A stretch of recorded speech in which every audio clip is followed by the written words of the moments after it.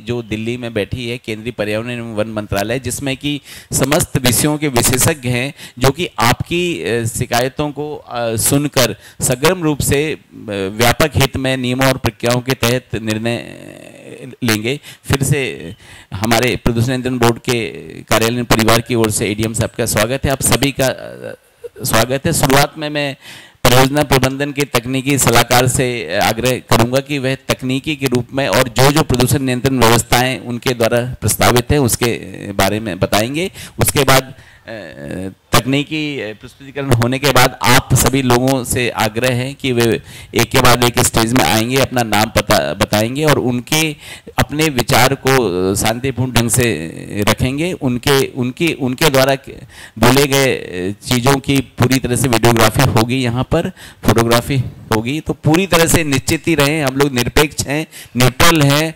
हमारी भूमिका पोस्टमैन की है और यह एक तरह से सेमी जुडिशियल प्रोसेस है। सभी के हितों का पूरी तरह से ध्यान रखा है इसमें कि पारदर्शिता के साथ ही ये प्रक्रिया संपन्न हो। मैं परियोजना प्रबंधन से आग्रह है कि वो बोलें।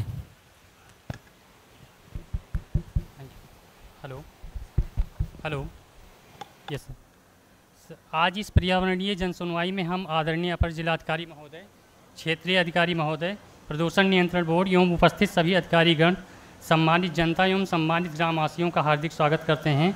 यह लोक सुनवाई गोंड बदेरा उज्जैनी भूमिगत कोयला खदान माइनिंग लीज क्षेत्र 1926 हेक्टेयर, कोयला उत्पादन क्षमता 4.12 मिलियन टन है। यह गांव उज्जैनी तलवा देवरा तिनगुड़ी एवं मझौली तहसील देवसर बड़गवा जिला सिंगरौली मध्य प्रदेश में स्थित है। यह EIA सूचना के अनुसार गतिविधि श्रेणी 1 में आता है। इसके जो पर्यावरण सलाहकार हैं वो messrs perfect इन्वायरो solution private limited हैं या नैबेट पंजीकृत संगठन है और जो परियोजना प्रस्तावक हैं वो messrs MP natural resource private limited हैं। और इस पर्यावरणीय लोक सुनवाई का आयोजन क्षेत्रीय अधिकारी मध्य प्रदेश प्रदूषण नियंत्रण बोर्ड MPPCB सिंगरौली के द्वारा किया जा रहा है।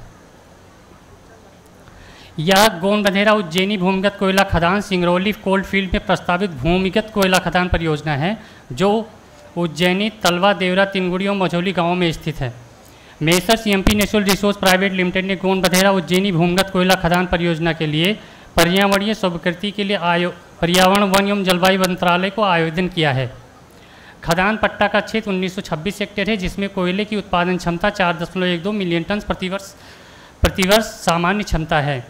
कुल 1926 हेक्टेयर में से 40.33 हेक्टेयर क्षेत्र का उपयोग खनन संचालन एवं हरित पट्टी विकास के लिए किया जाएगा। केवल 40.33 हेक्टेयर कुल खदान क्षेत्र का 2% सतह क्षेत्र का उपयोग किया जाएगा। यह एक ग्रीनफील्ड कोयला खदान है और खनन वित्त की भूमिगत है जो अत्यधिक यंत्रीकृत बोर्ड और स्तंभित द्वारा की जाएगी, जिसमें सतत खनन प्रौद्योगिकी का उपयोग किया जाएगा। Draft EIA EMP report EIA सूचना 2006 के अनुसार तैयार की गई है और इसकी संदर्भ की शर्तों TOR पर्यावरण मंत्रालय द्वारा जलवायु पर्यावरण मंत्रालय को प्रदान किया गया था। कोयले का परिवहन कन्वेयर की श्रृंखला द्वारा प्रस्तावित है। कोयले को कन्वेयर बेल्ट के माध्यम से रेलवे साइडिंग तक ले जाया जाएगा। भूमिगत खनन के अधिकांश उपकरण बिजली से संचालित किए जाएंगे। गोंड बधेरा उज्जैनी भूमिगत कोयला खदान का भू वैज्ञानिक ब्लॉक क्षेत्र 2040 हेक्टेयर है और परियोजना क्षेत्र पट्टा सीमा 1926 हेक्टेयर है, जिसमें से वन भूमि 461 हेक्टेयर, सरकारी भूमि 446 हेक्टेयर जिसमें सड़क बंजरात शामिल हैं और निजी भूमि कृषि किराएदार बंजरात 1018 हेक्टेयर है। वन भूमि के डायवर्जन के लिए वन मंजूरी आवेदन पत्र 24 मई 2024 को प्रस्तुत किया गया है। मध्य प्रदेश प्रदूषण नियंत्रण बोर्ड द्वारा आज दिनांक को लोक सुनवाई आयोजित की गई है। परियोजना का एक कालक्रम है जिसमें कोयला मंत्रालय MOC भारत सरकार द्वारा आवंटन आदेश 8 जून 2023 को दिया गया था। आधारभूत अध्ययन अवधि अक्टूबर 2023 से दिसंबर 2023 में की गई। पर्यावरण और जलवायु मंत्रालय MOEF एंड CC को आवेदन प्रस्तुत किया गया 24 मई 2024 को। पहली तकनीकी प्रस्तुति TOR प्रस्तुति के लिए EAC कोयला खनन के समक्ष 1 जुलाई 2024 को प्रस्तुत की गई। यह ड्राफ्ट EIA MPPCB को प्रस्तुत किया गया 12 अगस्त 2024 को। लोक सुनवाई आयोजित करने के लिए सदस्य सचिव MPPCB भोपाल से RO MPPCB सिंगरौली को पत्र लिखा गया 23 अगस्त 2024 में। लोक सुनवाई के लिए विज्ञापन के लिए समाचार पत्र प्रकाशन किया गया 30 अगस्त 2024 में। यह लोक सुनवाई का विज्ञापन है जो 30 अगस्त 2024 में राष्ट्रीय और क्षेत्रीय समाचार पत्रों में प्रकाशित किया गया। परियोजना का स्थान है ये मध्य प्रदेश राज्य के सिंगरौली में स्थित है और जो नेशनल हाईवे हो 39.8 किलोमीटर है। Majhauli railway station mining lease से लगा हुआ है। वाराणसी एयरपोर्ट 250 किलोमीटर रोड दूरी पर है। यह क्षेत्र भारतीय सर्वेक्षण विभाग के टोपो सीट नंबर 63L/1 में आता है। यह परियोजना क्षेत्र की गूगल छवि है। अध्ययन क्षेत्र का टोपो मैप है। कोई वन्य जीव अभ्यारण्य, राष्ट्रीय उद्यान, बायोस्फीयर रिजर्व, बाघ रिजर्व आदि 10 किलोमीटर के अध्ययन क्षेत्र के भीतर नहीं आते। पर्यावरण सेंसिटिविटी में निकटतम जो गांव है वो तलवा, देवरा, तीनगुड़ी, उज्जैनी और मझौली पट्टा क्षेत्र के भीतर हैं। रक्षा स्थापना, पुरातात्विक स्मारक, राष्ट्रीय उद्यान, वन्यजीव अभ्यारण्य 10 किलोमीटर के क्षेत्र में नहीं है। और जो सिविली पॉल्यूटेड एरिया है सर वो 18.84 किलोमीटर पूर्व दक्षिण पूर्व से अधिक दूरी पर स्थित है। जो निकटतम जल निकाय है वो महान नदी है जो 1.46 किलोमीटर पश्चिम उत्तर पश्चिम में है। अन्य उद्योग जो अमेलिया नॉर्थ कोल माइन है वो 5.28 किलोमीटर दक्षिण पूर्व में है। आरक्षित संरक्षित वन है जो मोहन वन आरक्षित वन पट्टा क्षेत्र के भीतर है और राज्य सीमा 10 किलोमीटर के भीतर कोई नहीं है। यह परियोजना का विवरण है जिसमें पट्टा क्षेत्र 1926 हेक्टेयर है। भूमि की स्थिति खन्ना पट्टा क्षेत्र में वन भूमि 461 हेक्टेयर, सरकारी भूमि 446 और निजी भूमि जो है वो 1018 हेक्टेयर शामिल है। इस लीज में जो भूवैज्ञानिक भंडार है वो 672 मिलियन टन से और खनन योग जो भंडार है वो 286 मिलियन टन से। निकाले जाने योग भंडार जो है 158 मिलियन टन है। जो निर्धारित क्षमता होगी इस माइन की वो 4.12 मिलियन टन प्रति वर्ष होगी और खदान का जो जीवन काल होगा 51 वर्ष होगा। कुल श्रमिकों की संख्या निर्माण चरण में 540 होगी जिसमें 30 अस्थायी और 5 संविदात्मक होंगे और संचालन के समय 1178 होंगे जिसमें 130 अस्थायी और 1048 संविदात्मक होंगे। जो डीजल की आवश्यकता होगी वो 2978 किलोलीटर प्रति वर्ष होगी और बिजली की आवश्यकता 16 मेगावाट है जो मध्य प्रदेश मध्य क्षेत्र विद्युत वितरण कंपनी लिमिटेड से प्राप्त की जाएगी। प्रस्तावित खनन योजना के अनुसार वर्ष 2045-46 में 4.12 मिलियन टन उत्पादन किया जाएगा। खदान के जीवन तक का वर्षवार उत्पादन निम्न तालिका में दिया गया है। यह अवधारणात्मक योजना विवरण है जिसमें हमने बुनियादी ढांचे को मार्क कर रखा है जिसमें conveyor belt, air shaft, magazine, railway siding, CHP area, air shaft और इंक्लाइन शामिल। यह कोयला निकास प्रवाह आरेख है जिसमें बोर्ड और स्तंभ द्वारा कोयले का उत्पादन किया जाएगा। कोयलों को सतह तक ले जाने के लिए कन्वेयर की श्रृंखला का उपयोग किया जाएगा। कन्वेयर के माध्यम से कोयले को सतह से CHP कोल हैंडलिंग प्लांट तक ले जाना, फिर त्वरित लोडिंग प्रणाली के माध्यम से रेलवे वैगन में कोयले की लोडिंग और रेलवे के माध्यम से कोयले को उपभोक्ताओं तक पहुंचाना। यह खनन विधि और विवरण है जिसमें खनन की विधि अत्यधिक यंत्रीकृत बोर्ड और स्तंभ विधि है।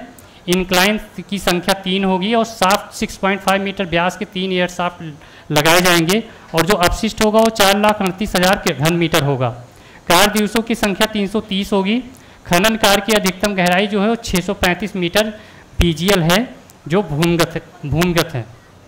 ये मशीनरीज की सूची है जिसमें CM package, LH, SH, EH और MUV आदि शामिल हैं। भूमि का जो प्रकार है वो वन भूमि है 461 हेक्टेयर, सरकारी भूमि 446 हेक्टेयर जिसमें सड़क और बंजरात शामिल हैं और निजी भूमि जो है वो 1018 हेक्टेयर है जिसमें कृषि, किराएदारी, बंजरात शामिल। जो सतह गतिविधियों के लिए प्रस्तावित क्षेत्र के लिए भूमि का वर्गीकरण है वो इस प्रकार है जिसमें सरकारी भूमि जो होगी वो 8.65 हेक्टेयर होगी और 31.68 हेक्टेयर निजी भूमि होगी जो टोटल कुल मिला के 40.33 हेक्टेयर भूमि को सतह गतिविधियों के लिए उपयोग किया जाएगा। खनन के पूर्व और पश्चात भूमि का उपयोग। खनन के पश्चात इसमें 40.33 हेक्टेयर में से 37 हेक्टेयर में प्लांट वृक्षारोपण किया जाएगा और सार्वजनिक कंपनी उपयोग के लिए 3.20 हेक्टेयर रहेगा और 1885 हेक्टेयर एकदम अप्रभावित क्षेत्र होगा। जिसमें परियोजना अध्ययन क्षेत्र की आधारभूत बेसलाइन अध्ययन स्थिति, ऑनलाइन माइक्रो संबंधी डेटा एक स्टेशन 3 महीने के लिए किया गया है। परिवेशी एम्बियंट वायु गुणवत्ता 10 स्टेशन पे, जल गुणवत्ता अध्ययन अवधि के दौरान 8 स्टेशन पे एक बार, जिसमें भूजल और सतही जल शामिल हैं, 8 स्टेशन पे किए गए। परिवेशीय एम्बियंट ध्वन गुणवत्ता अवधि के दौरान 8 स्टेशन पर एक बार किया गया और मृदा गुणवत्ता अध्ययन के दौरान 8 स्टेशन पर एक बार। यह सर आधारभूत अध्ययन अवधि है जिसमें तापमान 7.65 डिग्री सेंटीग्रेड से 30.69 डिग्री सेंटीग्रेड के बीच था। सापेक्ष आर्द्रता जो 23.62% से 99.50% के बीच थी। जो वायु गति है 0.13 मीटर प्रति सेकेंड से 7.79 मीटर प्रति सेकेंड के बीच थी। यह एयर सैंपलिंग स्थान और डेटा है जिसमें 10 स्थानों पर एयर सैंपलिंग की गई और PM10 का औसत मान 72.40 से 87.79 के बीच है। PM2.5 31.79 से 38.55 माइक्रोग्राम पर मीटर क्यूब है। सभी parameter national ambient air quality standard के लिमिट के अंदर पाए गए हैं। ध्वन स्तर नमूना स्थान और डेटा कोर जोन में ध्वन स्तर दिन और रात दोनों के लिए अनुमत सीमाओं के से काफ़ी नीचे पाए गए हैं। ये 8 स्थानों पर की गई थी। जल नमूना स्थान और डेटा सतही जल 8 जगह पे सैंपलिंग की गई और जो भूजल थे वो 8 जगह पे, जो सभी भूजल के मानक IS 10500 पेयजल मानक की विस्तारित अनुमत सीमा के भीतर हैं और CPCP के सतही जल गुणवत्ता मानदंडों के अनुसार सतही जल की गुणवत्ता वर्ग D द्वारा परिभाषित मानदंडों को पूरा कर रही है। मिट्टी नमूना स्थान और डेटा, इसमें कोर जोन में उपलब्ध नाइट्रोजन 72.40 से 96.40 के बीच है, जबकि बफर जोन में यह 56.40 से 84 के बीच है।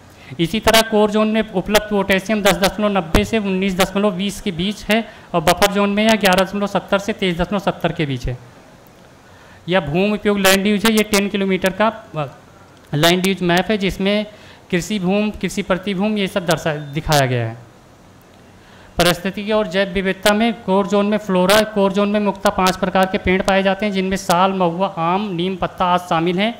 बफर जोन में फ्लोरा वनस्पत जो है वो प्राथमिक सर्वेक्षण वन कार्यालय से एकत्रित द्वितीयक डेटा के आधार पर बफर जोन में विभिन्न प्रकार के पेड़, जड़ी बूटियाँ, झाड़ियाँ, सजावटी पौधे और घासें पाई जाती हैं जो जलवायु परिस्थितियों के अनुकूल होती हैं। अध्ययन क्षेत्र में जीव जंतु बफर जोन में 10 किलोमीटर के दायरे में 11 अनुसूची 1 प्रजातियाँ पाई जाती हैं। जो सामाजिक आर्थिक पर्यावरण है, इस बफर जोन में 10 किलोमीटर के रेडियस में कुल 71 गांव आते हैं जिनमें कुल परिवारों की संख्या 24,431 है और कुल जनसंख्या 1,18,642 है। वायु प्रदूषण प्रबंधन के लिए सभी आंतरिक सड़कों को पक्का बनाया जाएगा जिसमें आंतरिक सड़कों से उत्पन्न धूल नगण्य होगी। हरित पट्टी का भी विकास अनियंत्रित उत्सर्जन को कम करने में मदद करेगा। वायु उत्सर्जन और परिवेशीय वायु गुणवत्ता की नियमित निगरानी MOEF-CC द्वारा अनुमोदित प्रयोगशालाओं के माध्यम से दिशा निर्देशों के अनुसार की जाएगी। खदान परिसर और शाफ्ट के चारों ओर हरित पट्टी विकसित की जाएगी जो धूल और वायु प्रदूषकों को अवशोषित करने में मदद करेगी। धूल उत्सर्जन को दबाने के लिए पानी का छिड़काव किया जाएगा। सभी वाहनों के लिए PUC सुनिश्चित किया जाएगा। लोडिंग और अनलोडिंग बिंदुओं पर कोयला के परिवहन के दौरान धूल उत्पन्न को और कम करने के लिए पानी के छिड़काव की व्यवस्था की जाएगी। जल की आवश्यकता और प्रबंधक, कुल जल की आवश्यकता 1753 घन मीटर प्रतिदिन होगी जिसमें से 53 घन मीटर प्रतिदिन का जल बोरवेल से प्राप्त किया जाएगा और 1651 KLD जल सीपेज से प्राप्त किया जाएगा और शेष जल उपचारित जल होगा। जल प्रबंधन प्रदूषण प्रबंधन में शून्य अपशिष्ट जल निकासी प्रणाली प्रस्तावित खनन पूरी तरह से शून्य अपशिष्ट जल निकासी प्रणाली पर आधारित है। STP कार्यालय परिसर में 50 घन मीटर प्रतिदिन क्षमता का STP MBBR तकनीक पर आधारित स्थापित किया जाएगा और 48.3 घन लीटर प्रतिदिन उपचारित जल का उपयोग वृक्षारोपण में किया जाएगा। संगठित जल की निकासी प्रणाली, वर्षा जल संरक्षण के खदान पट्टा क्षेत्र में उचित संगठित कर निकासी प्रणाली का निर्माण किया जाएगा। वर्षा जल पुनर्भरण प्रणाली, भूजल के संवर्धन में मदद के लिए वर्षा जल पुनर्भरण प्रणाली स्थापित की जाएगी। मौसम संबंधी गुणवत्ता निगरानी, भूजल सतही जल की मौसमी गुणवत्ता निगरानी NABL अनुमोदित प्रयोगशाला से की जाएगी। गार्डन ड्रेन्स, खदान की परिधि में के साथ वर्षा और जल को चैनलाइज करने के लिए गार्डन ड्रेन्स का निर्माण किया जाएगा। ध्वन प्रदूषण प्रबंधन के लिए उपकरण और मशीनरी का नियमित रखरखाव किया जाएगा। ध्वन समन प्रणाली, बेल्ट कन्वेयर प्रणाली में ध्वन समन प्रणाली को शामिल किया जाएगा। कन्वेयर के दोनों ओर ग्रीन बेल्ट का विकास किया जाएगा। ध्वन रहित मशीनें, नवीनतम तकनीक की ध्वन रहित मशीनें स्थापित की जाएंगी। कार्यकर्ताओं के लिए वार्षिक श्रवण परीक्षण किया जाएगा। ग्रीन बेल्ट सीमा के चारों ओर घने पेड़ों का रोपण खदान संचालन परिवहन के कारण उत्पन्न शोर को कम करने में मदद करेगा। भूमिगत खनन संचालन, चूंकि खनन संचालन भूमिगत किया जाएगा इसलिए सतह के शोर स्तर पर कोई महत्वपूर्ण प्रभाव नहीं पड़ेगा। ठोस और हजार्ड अपशिष्ट प्रबंधन में जो नगरीय वेस्ट होगा वो 70.68 किलोग्राम जैविक होगा, जिसे खाद बनाकर पौधारोपण के लिए प्रयोग किया जाएगा, और 106 किलोग्राम प्रतिदिन गैर जैविक पुनर्नवीनीकरण योग्य अपशिष्ट होगा, जो उत्पन्न अपशिष्ट को अधिकृत रिसाइकलर को सौंपा जाएगा। प्रयुक्त तेल, ग्रीस और गंदे कपड़े आज जो होंगे वो यची हैम और अन्य खनन उपकरणों से निकलेंगे 5 टन पर प्रतिवर्ष होगा, जो एसपीसीबी के अधिकृत रिसाइकलर को सौंपा जाएगा। व्यावसायिक स्वास्थ्य और सुरक्षा, स्वच्छता सुविधाएं अच्छी तरह से सुसज्जित होंगी और कर्मचारियों को बार बार हाथ धोने के लिए प्रोत्साहित किया जाएगा। विशेष रूप से धूल के संपर्क में आने वालों को, धूल और शोर वाले क्षेत्रों में कार्यकर्ताओं का रोटेशन किया जाएगा। खनन क्षेत्रों में प्राथमिक चिकित्सा सुविधाएं उपलब्ध होंगी। सुरक्षा संरक्षण उपकरण का उपयोग, रबड़ के दस्ताने, सुरक्षा जूते, हेलमेट, धूल मास्क और आज जैसे सुरक्षा संरक्षण उपकरणों का उपयोग अनिवार्य है। पर्यावरण सेल द्वारा आदत विकास करने के लिए नियमित जांच की जाएगी। कार्यकर्ताओं की आवधिक चिकित्सा जांच, परियोजना में लगे कार्यकर्ताओं की आवधिक चिकित्सा जांच खनन नियम 1955 के मानक के अनुसार की जाएगी। व्यावसायिक और स्वास्थ्य सुरक्षा में जो निर्माण चरण में 2,70,000 और संचालन चरण में 11,70,000 रुपये प्रस्तावित किए गए हैं, और टोटल कुल मिला के 14,40,000 रुपये व्यावसायिक और स्वास्थ्य सुरक्षा के लिए प्रस्तावित है। भूमि और मृदा पर्यावरण, केवल 40.33 हेक्टेयर भूमि सतही गतिविधि के लिए प्रभावित होंगी और धारणात्मक अवध कॉन्सेप्चुअल के अंत में कुल 37.127 हेक्टेयर लगभग 92% क्षेत्र का वनीकरण किया जाएगा। पहले 5 वर्षों में 14 हेक्टेयर में 35,000 पौधे ग्रीन बेल्ट का वनीकरण किया जाएगा। 0.438 मिलियन क्यूबिक मीटर अपशिष्ट का उपयोग के आगे तटबंध निम्न स्तरीय क्षेत्रों को भरने के लिए किया जाएगा। मुख्य सीमा मार्ग, मेन सीम वर्किंग की गहराई 252 मीटर से 635 मीटर तक है। CSIR CIMFR केंद्रीय खनन एवं ईंधन अनुसंधान संस्थान वैज्ञानिक तथा औद्योगिक अनुसंधान परिषद द्वारा धसाव भविष्यवाणी अध्ययन सब्सिडेंस प्रोडक्शन स्टडी पहले ही किया जा चुका है। तदनुसार कोई धसाव की आशंका नहीं है। जैविक पर्यावरण, कोर जोन में खनन से वनस्पति प्रभावित होगी। वाहनों की आवाजाही हालांकि सीमित है, धूल उत्पन्न करेगी जो आसपास के जैविक पर्यावरण को प्रभावित कर सकती है। प्रभाव को कम करने के लिए निम्नलिखित उपाय अपनाए गए हैं। धूल को नियंत्रित करने के लिए उचित पानी का छिड़काव किया जाएगा, जैसे कि ऊपर की स्लाइड में उल्लेख किया गया है। उपयुक्त पौधारोपण द्वारा वनस्पति हानि की भरपाई की जाएगी। उन प्रजातियों का रोपण किया जाएगा जो पहले से ही क्षेत्र में समृद्ध हैं। पट्टा क्षेत्र में मिश्रित प्रजातियों का रोपण किया जाएगा। ये पर्यावरण प्रबंधन योजना है, जिसमें पर्यावरण प्रबंधन योजना में प्रदूषण नियंत्रण, जल प्रबंधन, तकनीकी अध्ययन, रिपोर्ट तैयारी, ऑनलाइन परिवेशीय गुणवत्ता निगरानी, ETP और STP मृदा संरक्षण योजना आज शामिल हैं। इसके लिए जो पूंजीगत लागत अनुमान बजट है वो 951 लाख रुपए है और आवर्ती लागत 253 लाख रुपए है। ग्रीन बेल्ट विकास में वृक्षारोपण CPCB दिशा निर्देशों और YMOC द्वारा अनुमोदित खनन योजना के अनुसार किया जाएगा। स्थानीय वन विभाग से भी देसी पौधों की प्रजातियों के अंतिम चयन के लिए संपर्क किया जाएगा। ग्रीन बेल्ट क्षेत्र में संचालन चरण के दौरान पहले 5 वर्षों में 14 हेक्टेयर 35,000 पौधे क्षेत्र को ग्रीन बेल्ट के रूप में वनीकरण किया जाएगा और धारणात्मक अवधि के अंत में कुल 37.127 हेक्टेयर लगभग 92,000 पौधे क्षेत्र का वनीकरण किया जाएगा। परियोजना के लाभ, इस परियोजना में लगभग 1,178 लोगों को रोजगार दिया जाएगा। इसके अलावा अप्रत्यक्ष रोजगार भी उत्पन्न होगा। प्रत्यक्ष और अप्रत्यक्ष कर्मचारियों द्वारा अर्जित धन के आदान प्रदान के कारण स्थानीय बाजार या अर्थव्यवस्था में धन का प्रवाह होगा। CSR कार्यक्रम के तहत सामाजिक आर्थिक विकास होगा। कॉर्पोरेट जिम्मेदारी कार्यक्रम के तहत OM दिनांक 30/9/2020 के अनुसार प्रस्तावक मानव विकास सूचकांक में सुधार करने में भी मदद करेगा। सरकारी खजाने में योगदान, सहमत राजस्व हिस्सेदारी, रॉयल्टी, DMF, NMET सेस लागू कर आज के रूप में सरकार को राजस्व का भुगतान किया जाएगा। वाहनों के पंजीकरण के माध्यम से आय होगी। प्रस्तावित परियोजना के कारण व्यक्तियों से आयकर के साथ साथ कंपनी और सहायक इकाइयों द्वारा कॉर्पोरेट कर भी प्राप्त होंगे। परियोजना के और भी लाभ हैं, जैसे चिकित्सा सुविधाएं, खदान स्थल पर एम्बुलेंस के साथ प्राथमिक चिकित्सा केंद्र जो 24 घंटे सहायता प्रदान करेगा, उपलब्ध कराया जाएगा। इसके अलावा गंभीर बीमारी, दुर्घटनाओं आदि के मामले कर्मचारियों उनके परिवार के सदस्यों के साथ साथ स्थानीय ग्रामीण को चिकित्सा उपचार की सुविधाएं प्रदान की जाएंगी। शिक्षा के प्रति स्थानीय लोगों की रुचि, गैर कृषि स्रोतों से नौकरियां मिलने की उम्मीद के कारण शिक्षा के प्रति स्थानीय लोगों की रुचि बढ़ेगी। यह परियोजना स्थानीय लोगों के लिए कुछ प्रत्यक्ष और अप्रत्यक्ष रोजगार के अवसर लाकर ऐसी आकांक्षाओं को बढ़ाने की उम्मीद है। राजस्व का पुनर्निवेश, कोयला खनन से उत्पन्न राजस्व को राज्य सरकार द्वारा राज्य के आगे के विकास कार्यों में पुनर्निवेश किया जा सकता है। इसके अलावा प्रस्तावित परियोजना राज्य के मुख्यतः पिछड़े क्षेत्र के आर्थिक विकास को भी बढ़ावा देगी। सामाजिक और आर्थिक प्रभाव, क्षेत्र में खनन गतिविधि स्थानीय निवासियों को रोजगार प्रदान करने के क्षेत्र की सामाजिक आर्थिक स्थिति और सकारात्मक प्रभाव डालेगी। उन्हें दिए गए वेतन से प्रति व्यक्ति आय, आवास, शिक्षा, चिकित्सा और परिवहन सुविधाएं, आर्थिक स्थिति, स्वास्थ्य और कृषि में वृद्धि होगी।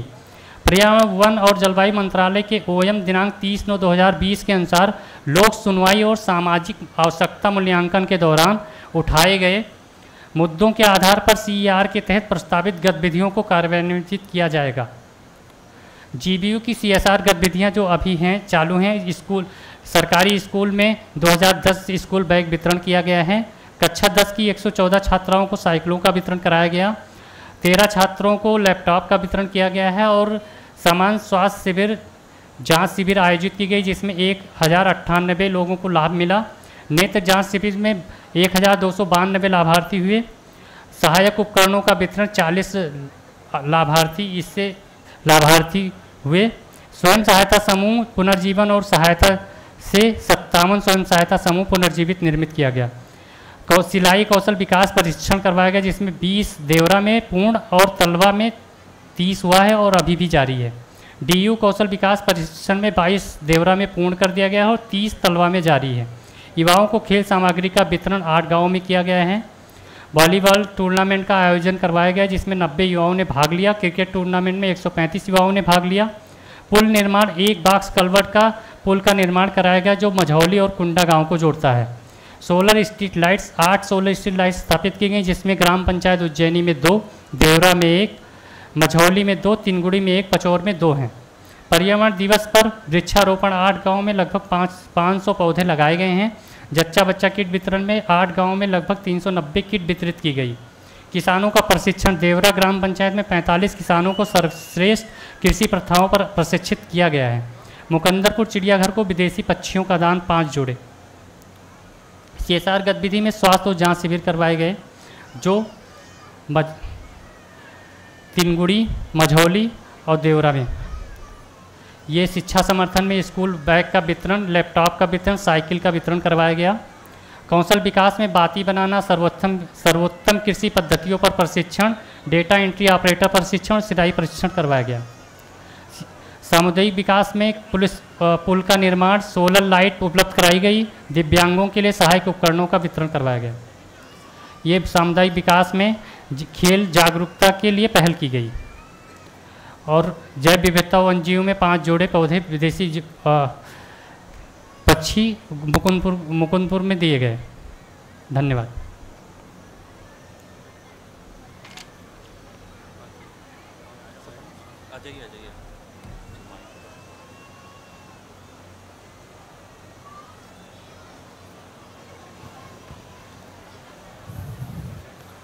अब जिन भी व्यक्ति को अपना सुझाव रखना हो, आप यदि लिखित में बनाए हैं तो कागज़ भी जमा कर दें और अपना जो विचार है आप एक एक आ करके यहाँ माइक के पास आप अपना विचार रखेंगे। उपस्थित सज्जनों, लिखित में पर्यावरण से संबंधित उज्जैनी पंचायत और समीपस्थ पंचायत के ग्रामीण जनों द्वारा रिप्रेजेंटेशन दिया जाएगा। इसके पहले जो कंपनी के तरफ से प्रतिनिधित्व द्वारा पर्यावरण के संबंध में रूपरेखा बताया गया और उसके संबंध में जो प्रबंधन किए जाएंगे उनके संबंध में अपने विचार व्यक्त किए गए। वो जो विचार व्यक्त किए गए हैं ये भविष्य में प्रबंधन के संबंध में बताया गया है। कालरी मुख्यतः भूमिगत है। भूमिगत कालरी के संबंध में यहाँ की जो भूगर्भीय संरचना है उसके आकलन के बारे में कुछ नहीं कहा गया। भूमिगत कालरी में विस्फोट के द्वारा कोयला का उत्खनन किया जाता है। यहाँ की भूमि, आसपास की भूमि सामान्यतः मुरुम और बालू की लेयर वाली भूमि है, जो कि सामान्यतः विस्फोटक किए जाने पर उसकी कंपन क्षमता को कितना ग्रहण करेगी इसके बारे में भी कुछ प्रकाश नहीं डाला गया। इसका प्रभाव यह होगा कि यहाँ के गरीब, आदिवासी, अनुसूचित जात, जनजात के लोग जो हैं तो सामान्यतः मिट्टी का घर बनाकर जीवन यापन करते हैं और मिट्टी के घर में झोपड़ी नुमा होता है। ऐसी स्थिति में यदि विस्फोट किया जाएगा तो उनके मकान पर क्या प्रभाव पड़ेगा, विस्फोट की गहराई क्या होगी, कितने अंदर तक, कितने क्षेत्रफल में विस्फोट प्रभावित होगा, इस बारे में कृपया प्रकाश डालें। इसके साथ ही जो जल का स्तर है, जलीय स्तर जो सामान्य बताया गया है वो सामान्य स्थिति में है, किंतु जब भूगर्भीय खदान खोदी जाएंगी तो उस जल स्तर नीचे कितना चला जाएगा इस बारे में भी कोई प्रकाश नहीं डाला गया है। यह बताया जाए कि इसका क्या प्रभाव होगा यदि ज़मीन के नीचे गड्ढा खोदा जाएगा और उस गड्ढे के खोदने के कारण जो किसान हैं, उनके जो ट्यूबवेल हैं, उनके जो कुएं हैं, उनकी पानी की गहराई की स्थिति में जाने में क्या संभावना होगी, और यदि उसका पानी नीचे चला जाएगा तो जो पानी पीने की समस्या उत्पन्न होगी, किसानी की ट्यूबवेल की समस्या उत्पन्न होगी, उसके संबंध में क्या प्रावधान किया जाएगा। इसके अतिरिक्त सिंगरौली जिला जो है तो मध्य प्रदेश का सबसे ज़्यादा प्रदूषण प्रभावित क्षेत्र है। यहाँ का औसत प्रदूषण जो है तो खतरनाक लेवल पर पहुँच जाता है।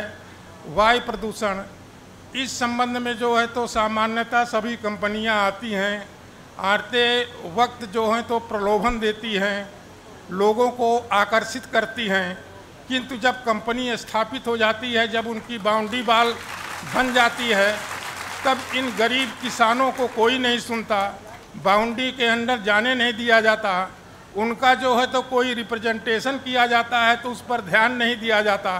प्रशासन भी कंपनियों के प्रलोभन में है, दबाव में है, चाहे आर्थिक दबाव हो, राजनैतिक दबाव हो, कोई भी सुनवाई नहीं की जाती। यदि जनता का शासन जनता के लिए, जनता के द्वारा है, प्रजातंत्र है, तो प्रजातंत्र में मुख्यतः जनता ही है। जनता की सुनवाई की जानी चाहिए। प्रशासन का यह कर्तव्य और संवैधानिक दायित्व है कि वह जनता की बातों को सुने। यदि जनता कोई रिप्रेजेंटेशन करती है, कोई आवेदन देती है और उसमें प्रश्न उठाती है, तो उस बिंदुओं को जो है तो गुण दोष के आधार पर समाधान पूर्वक निराकरण किया जाए, और क्या निराकरण किया जाता है इसको जनता को सूचित किया जाए। इसी कड़ी में यहाँ की जनता जो है तो पर्यावरण के संबंध में जो है तो लिखित रिप्रेजेंटेशन प्रशासन को सौंपेगी। यदि यह इस भीड़ में मोनू सिंह उज्जैनी कहीं हो तो अपना रिप्रेजेंटेशन आकर प्रशासन को सौंपें। धन्यवाद।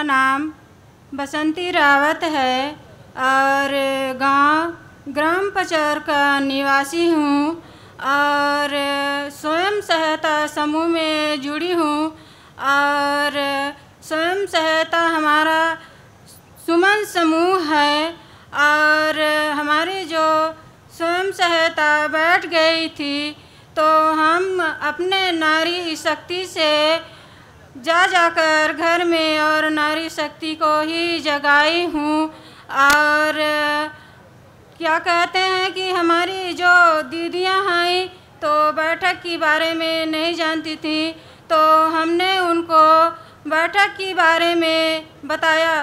पहला बैठक गोलाकार में ही बैठना दीदी और दूसरा है कि आप एक दूसरे से परिचय करना कि हमारा क्या क्या नाम है। ऐसे जाकर हम अपने नारी शक्तियाँ महिलाओं से आवेदन कर रही थी और इसके तहत जहाँ जहाँ 8 गांव हमारे जीवू है, जहाँ तलवा, उज्जैनी, मझौली, पचौर और कुंदा और तिनगुड़ी भी और देवरा है। इन 8 गांव के अंतर्गत में हमारे अदानी कंपनी पिछले साल से कार्य कर रही है क्योंकि बहुत विभिन्न प्रकार कर बांट रहे हैं सामान्य, जैसे स्कूल में 9 से 10वीं क्लास बच्चों या बच्चियों के लिए वो साइकिल भी वितरण किया गया है और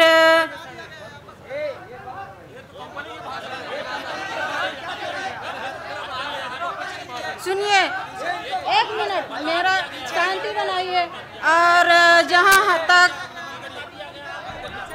हमारी मांगे हैं जो हमारी ग्राम पचौर पंचायत से, तो आप भी भैया मौखिक में सुनिए 1 मिनट, मुझे अपना ग्राम पंचायत के बारे में सब लोग बैठ जाओ। जो उनके मन की भावना है बोलने तो संक्षिप्त में।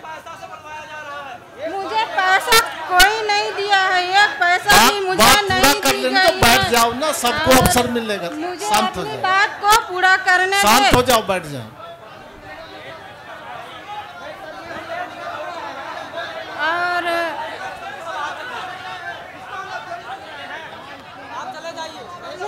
मेरी मांग रहे हैं और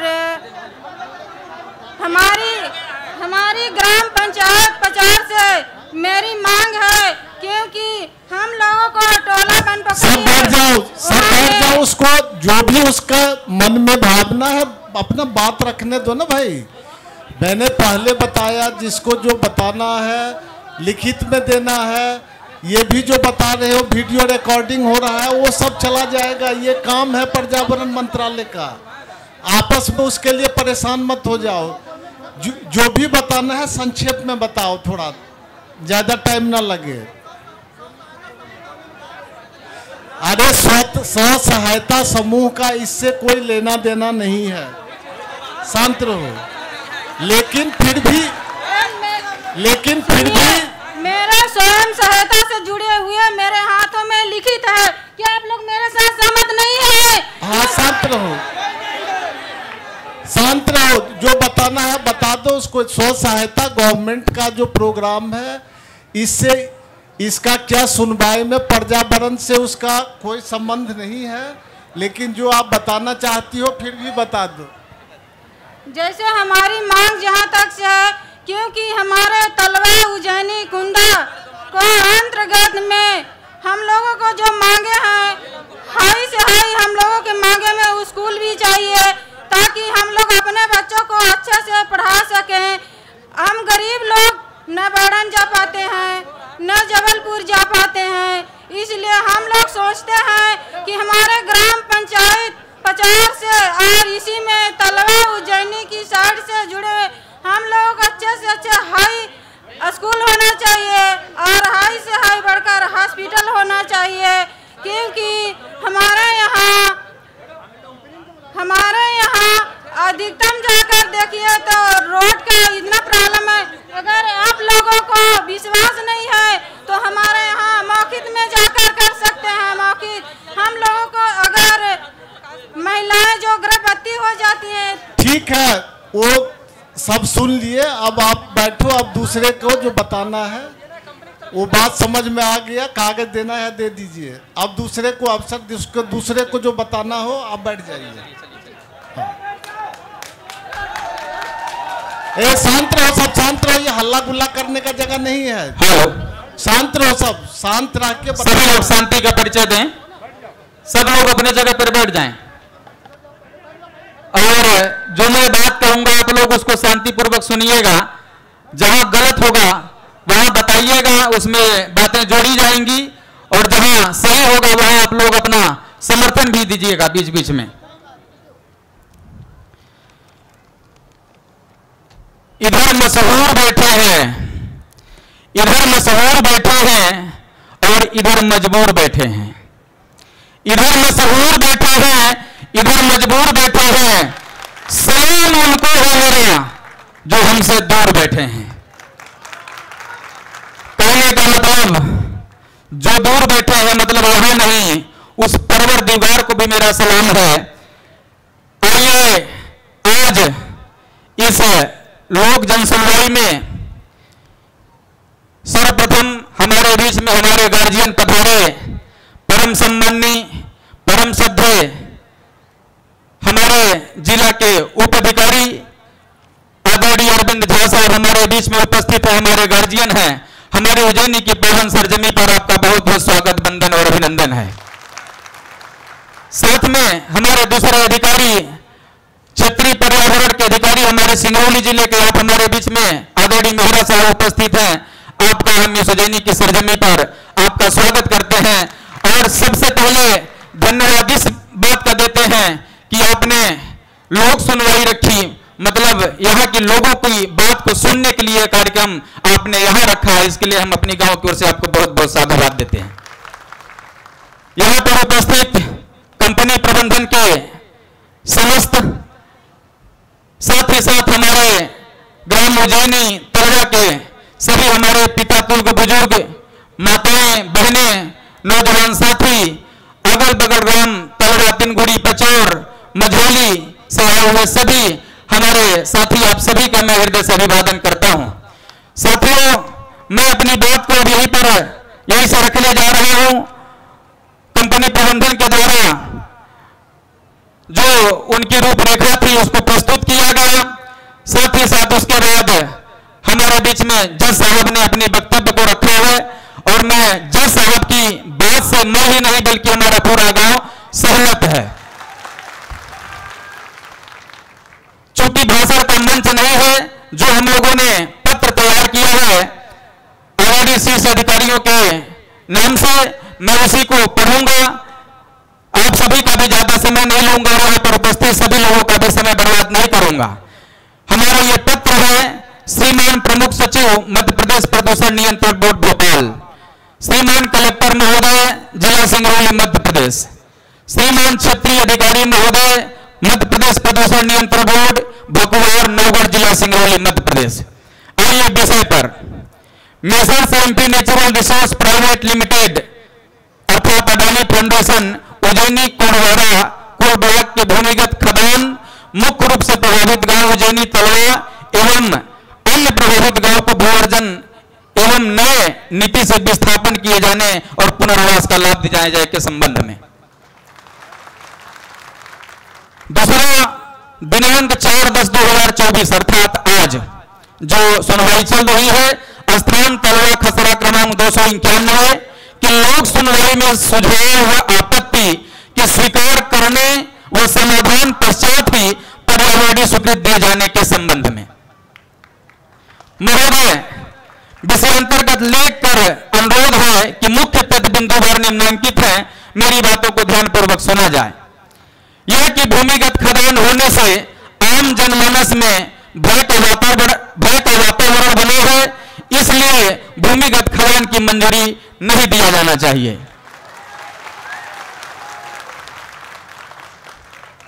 दूसरा, यह कि भूमिगत अथवा ओपन किसी भी प्रकार का खदान हो, मुख्य रूप से प्रभावित ग्राम उज्जैनी तलवा एवं अन्य गांव के लोगों को नई नीति से भूअर्जन कर विस्थापन एवं पुनर्वास का लाभ दिलाया जाए।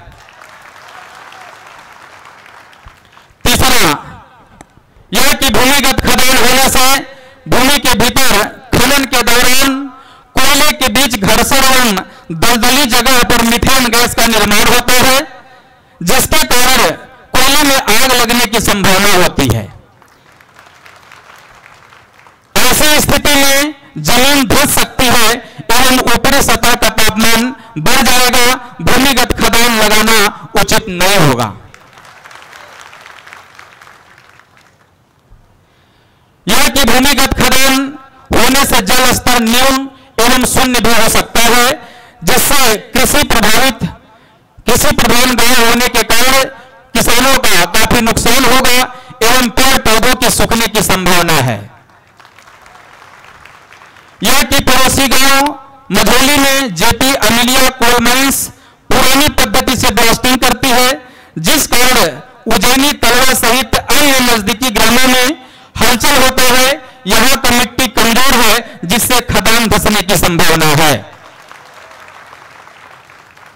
अगला यह कि प्राकृतिक आपदा जैसे भूकंप इत्यादि होने से खदान धंस सकती है। यह कि कोल यार्ड के वायु प्रदूषण से कृषि, पर्यावरण एवं मानव जीवन पर जैसे कि कैंसर, आंख की रोशनी कम होना, अस्थमा इत्यादि बीमारियां हो सकती हैं। इसलिए इसका दुष्प्रभाव पड़ेगा। इसलिए इसके निदान हेतु ठोस उपाय करने के पश्चात ही पर्यावरणीय मंजूरी देना चाहिए। अतः उपरोक्त बिंदुओं पर विचार करते हुए लोक सुनवाई में लोकमत के अनुसार पर्यावरणीय एवं भूमिगत खदान प्रारंभ करने की अनुमति दिया जाए। इसके अलावा महोदय हमारे बीच में अभी कंपनी प्रबंधन के द्वारा CSR से दिखाया गया कि इनके द्वारा बहुत सारा खर्च किया है, लेकिन मैं बताना चाहूंगा कि अगर आप हमारी बातों पर विश्वास न हो, हम इसलिए सबसे ज्यादा खुश हैं कि आपने लोक सुनवाई हमारी गांव में रखा है। यही आप अपने कलेक्टेड ऑफिस में भी रख सकते थे, तो वहां कुछ लोग ही पहुंच पाते, लेकिन आपने इस धरातल पर, इस सरजमी पर, स्थान पर किया है। इसलिए आपको धन्यवाद देता हूं, लेकिन आग्रह करूंगा कि आप एक बार नजर घुमा कर हमारी गांव में चल करके देखें। कंपनी प्रबंधन 2 सालों से CSR का खर्च कर रही है, लेकिन आपको दूर दूर तक कहीं कोई ऐसा रोड सड़क दिखाई नहीं देगा जहां इन्होंने अपने CSR मद से उसको बनवाने का काम किया हो। उन्होंने दिखाया है कि हमने लैपटॉप का वितरण किया है। यहां पर कोई ऐसा छात्र हो जो लैपटॉप का, या जिनके गार्जियन हो इस पंडाल में, आप उनको हाथ खड़े करवा करके पूछिए किस लैपटॉप इन्होंने किसको वितरण किया है।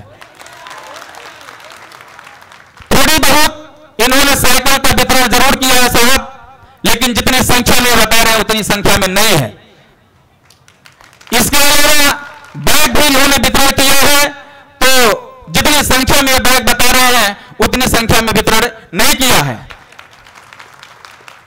साथ ही साथ इन्होंने आजकल भी इस कार्यक्रम के कुछ दिन पहले बड़े जोर शोर से एक बहुत अच्छा विकास का काम किया है। वो इन्होंने साड़ी और चूड़ी बांटने का काम किया है।